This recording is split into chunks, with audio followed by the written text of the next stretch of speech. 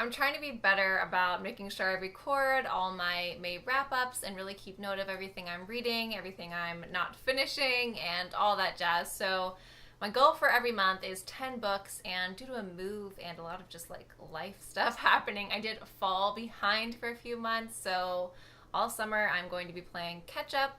In May, I read 10 books, so I met my goal, but I didn't catch up at all. So I'm going to go ahead and share with you the good, the bad, the in-between of everything I read in May. My favorite of the month had to be Social Creature from Doubleday. I'm pretty sure this author might be a genius, and I'm sure a great deal of it went over my head, but it's a dark, compulsive read about two 20-something girls in New York City who fall into a friendship that quickly turns toxic. At first, it seems perfect, as most things do, but after you've scratched past the surface, it gets really dark, twisted, and is a book designed to make you feel uncomfortable. So some of you are going to really like this, and some of you are just going to completely turn away from it. But if you like more sinister tellings that deal with the more disturbing sides of humanity and our social relationships,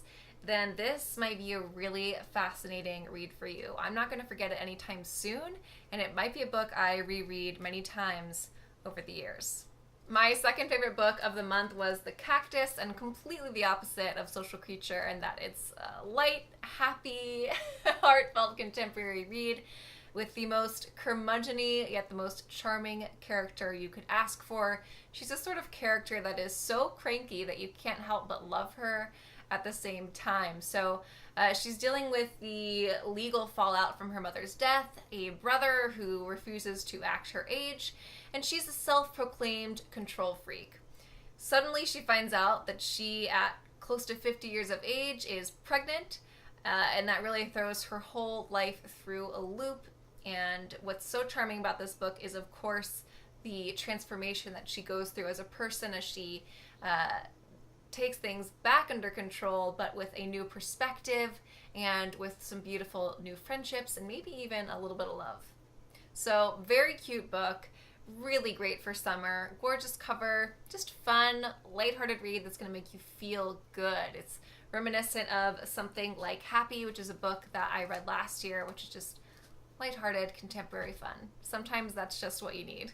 Do you listen to podcasts? I definitely do. I'm really obsessed with one, but I've never actually listened to the Lore podcast, but that didn't stop me from getting the two books based off of that podcast. The first is called The World of Lore Wicked Monsters, and this one is called The World of Lore Wicked Mortals. So we're sort of doing both sides of the coin, where the first speaks more to mythic monsters and legends, and this one instead talks about human monsters, real people throughout history who've created heinous crimes, such as H.H. Holmes' The Castle, where horrible things occurred with trapdoors, torture chambers. I don't want to get into it, it's that disturbing. But if you have a sort of fascination with crime fiction and just the darker side of things like me, then this is going to be really interesting for you. But if you are faint-hearted, then no, this is not for you. Move on to the next one. Obscura is a really fun, easy to read sci-fi space thriller. It's set in a near future where a new form of dementia is a pandemic. It affects people of all ages and leads to death. So no one has no idea what's going on. There's no answers. But there's one doctor, Dr. Jillian Ryan, who's working really hard to figure out what's going on. She has a husband who died from the disease and a daughter who is quickly succumbing. She ends up going on a NASA space mission to visit a space station where similar effects, similar symptoms have been found, to see if she can discover the answer there. Now, what happens on the journey is twisted enough in itself, but to add another layer to this, the doctor is struggling with a secret addiction. So what happens when she is in space and those pills she's popping run out?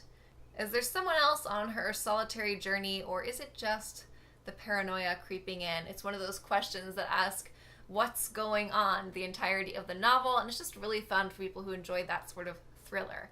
I will say that if you are at all science-based and you have a knowledge of physics and space and biology, then you are just going to have to accept some of the things in this book, as you have to with tons of other science fiction. I'm just saying that for this one because there are a few times as a biology major and being engaged to an engineer that I was just thinking to myself, that wouldn't happen. But that didn't make it any less fun. So really just nice, simple, easy sci-fi space thriller. Who knew? Okay, we have to talk about this. This is the official Nancy Drew handbook, and let me tell you something. This is the only self-help book you're ever going to need for the rest of your life, okay? There's tons of great Nancy Drew tips in here, like how to write SOS backwards with your lipstick, how to escape a locked trunk, how to keep your hair perfect while riding with the top down in a convertible. No, hold on, I can keep going. How to tell a good guy from a bad guy, how to pack the perfect handbag for all contingencies. Usually that would entail a spy emergency, naturally. There's love advice in here. There's how to kickstart your sidekick's love life, which is, hey, why not? And it's just really funny. It definitely makes fun of itself a little bit. It's pointing out the Nancy Drew tropes for villains and good guys versus bad guys and all of that, and it's so hilarious and funny. But what's so great about it is that at the core of it, there's actually some really great values in this book. Having courage and setting goals, and that's really what Nancy Drew is all about. She's definitely like one of my top fictional role models. Like, I want to be Nancy Drew. So if you are a Nancy Drew fan, if you grew up with them, or if you're just reading them now as an adult, which is what I did, then this is just so fun. Like, you have to have this. It'll take you a few hours to read, and you will be so happy by the end of it. Totally worth it for Nancy Drew fans. All right, so the next one is actually an audiobook, Waking Gods, the second book in the Sleeping Giants series, the Themis Files. Really fun series that's sci-fi. It's simple to read because it's written similar to the Illuminae Files, where it's like all interviews and stuff like that. So just really quick-paced, easy to read. It's just fun, and almost, I think all the books are out now, unless there's going to be a fourth one. So if you're looking for an easy series to binge, this is the one. I got the third book recently, and I'm just waiting for my fiance to finish it so I can read it too. Really good, fun series. Just while we're on the digital media train, I did read a entrepreneurial book this month called The Irresistible Offer, which was recommended to me by a mentor, Mike Dillard, who has some great resources for entrepreneurs and business owners, and it's a nice, quick read. I felt like I already knew a lot of the concepts, but sometimes it's just nice to have those drilled into you. So I know that's not relevant for a lot of you watching this, but if you are in marketing, if you want to start a business, then it would be a fun book for you to read, and not just fun, but helpful. So I know a lot of you guys just watch my videos. You don't follow my blog posts or anything like that, and that's totally cool, but I just want to explain that on the blog I break it down where I basically recommend it in 3 stages. So I say you should like definitely buy this. It's absolutely worth your time and your money. There's like books that I label as just borrow them, where they're like fun and a good time, but maybe not worth the $20 that they are.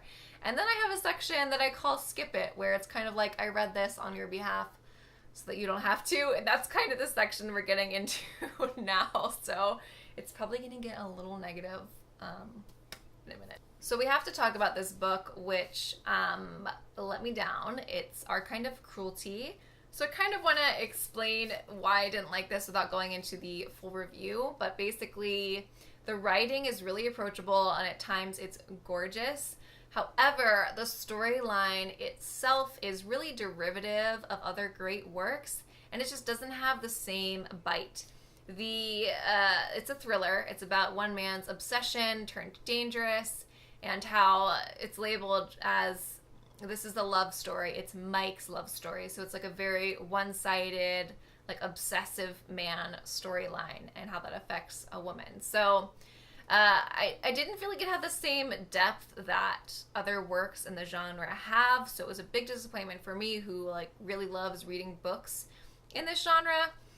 And I felt like it had a lot of potential because the writing itself was fine and enjoyable, but it just annoyed me, and it was just a weak storyline in my opinion. I'm sorry to be harsh, but that's just how it felt for me, and I would never lie to you about it because I would never want you to go out and buy this book and have like high expectations because of a video I made, and then you get it and you're like, what the heck is this? So in my eyes, this is not a book I would recommend. I would just say like skip it. It's not necessarily worth your time when there's other great books out there to read. So I'm sorry. I did do a blog post review on this. I don't know why negative reviews are so much easier to write than positive ones. There's got to be something psychological in that. The next book I read was The Wolf Road, and again, this is another one that I just marked as something I wouldn't recommend, something for you to skip. However, I will say that that might just be me. A lot of people do like this book. It's kind of got a post-apocalyptic vibe, but I'm not really sure it's 100% there. It's about a girl who gets lost from her home when she's really young. She stumbles across this cabin with a guy named Trapper, and they sort of form this broken family. Now it's years later, she's a teenager, and she discovers that the man she's been living with and thinking of as her father is actually a murderer, a killer, and she runs away to get away from him. I just felt like the premise was great, and I was actually super excited about it, but there's a few things wrong with it for me. Like, first and foremost was that the storyline itself is pretty transparent. If you read this sort of book on a regular basis, like, it's pretty obvious. From a logic standpoint, as far as what 1 minute we'd argue the capability of our leading lady, and then the next minute she would do something that I felt was very out of character and didn't fit with what she would logically do. And the other thing was that I feel like it's a really tricky thing to write accents, and it's really easily overdone. Unfortunately, I felt that it was a bit overdone in this book, and it was really distracting for me. It never just flowed smoothly because it was just a little too strong on the accent. So if you're sensitive to those sort of things, then you might want to skip it. But again, this is a book that I would say it might just be me, honestly. Children of the New World is a short story collection that Picador sent to me like a year and a half ago, and I just got around to it. It is for fans of Black Mirror. It's really about technology, like futuristic technology, and how that might affect society and culture in the future. So interesting topic, something I love to think about and consider. But I will say that while a few of the stories are entertaining, it doesn't really add anything new, and I always feel like it's so difficult to read short story collections because while one or two of them might have been good, if there's more than a few bad ones in there, it really taints it, and that's what I felt with this. The fact of the matter is that a lot of these stories were like a devolution, and I'm frankly pretty surprised that either the author or the publisher felt them worthy enough to put out into the world, because I feel like he had more potential than what probably about a half of these stories showed. So difficult. There's a few good ones in there, but I wouldn't necessarily recommend it because of the ones that I really, really did not like at all. So that's it for all the books that I read, but I just want to give you this mention of a DNF. I'm starting to record these now as well, which is School for Psychics, a book I was really excited about, mostly because the premise is cool. It's described as like a grown-up Harry Potter, and so naturally that got me pretty excited. And then there's all these early reader reviews saying how like quick a read it was and how fun, like it was amazing, and so that got me, of course, like looking forward to it, right? But once I started reading it, it started fine, and then it kind of took a turn that I wasn't happy with. We were dealing with a 27-year-old woman, and she felt like one character, and then a few chapters later it was like she was someone totally different, and she was acting like a 15-year-old, and that just like was not something that I was looking for when I read this. Like, it is so insulting, and I'm gonna say it anyway, but it felt like a not as well formed version of like Vampire Academy, which I actually really liked. But it's that same like simplistic nature like for the sake of a juicy storyline, which is really fun. But this one just did not have a storyline that like really made sense for me.